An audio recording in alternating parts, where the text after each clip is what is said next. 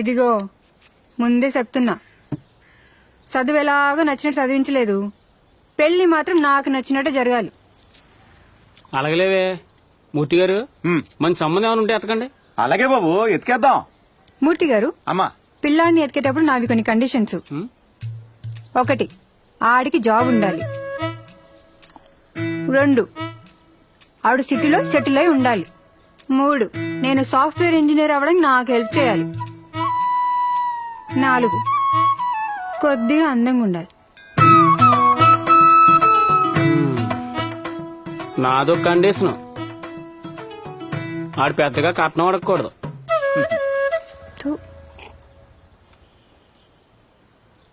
అది అలాంటి సంబంధాలు ఉంటే తేండి. చెప్తానమ్మా, చెప్తాను.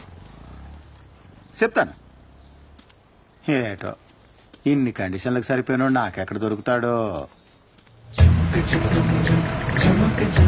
అసలు ఈ కండిషన్ కేసు అయిపోయినాడు తిరుపతి గాడు. ఆడనుకున్నట్టే రైతు అయిపోండి. మేము అందరం వ్యవసాయం కష్టంతో చేస్తాం, కానీ ఆడు మాత్రం ఇష్టంతో చేస్తాడు.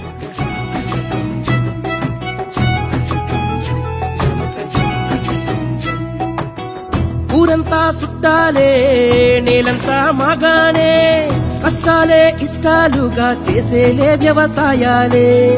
ఏరులే పారాలే, దుక్కులే తున్నాలే, మట్టితో మనిషి చేసే స్నేహమే వ్యవసాయమే.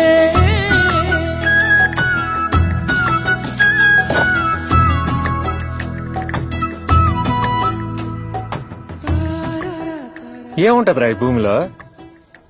నువ్వు ఏ విత్తనం వేస్తే ఆ మొక్క పడుతుంది. టమాటా విత్తనమే టమాటా మొక్క పడుతుంది. అదే వరి మొక్క పడుతుంది.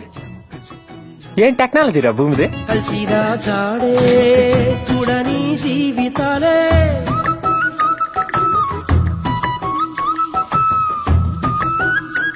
భూదేవి లాంటి తిరుపతి గడికి కూడా సహనం కోల్పోయే సమస్య ఒకటి ఉంది. ఏంటది? పెళ్ళే. పెళ్ళా? నాన్న వెంకటాచలం. చూసావా, అన్ని నా పోలికలే. 6 జిల్లాలకు అందగాడు. నీ కూతురు సరిపోతాడు చూడు. ఉద్యోగస్తులకి ఇద్దాం అనుకుంటున్నాము. బాగా చదువుకుంది కదా, రైతుకి ఏంటి ఇస్తాము?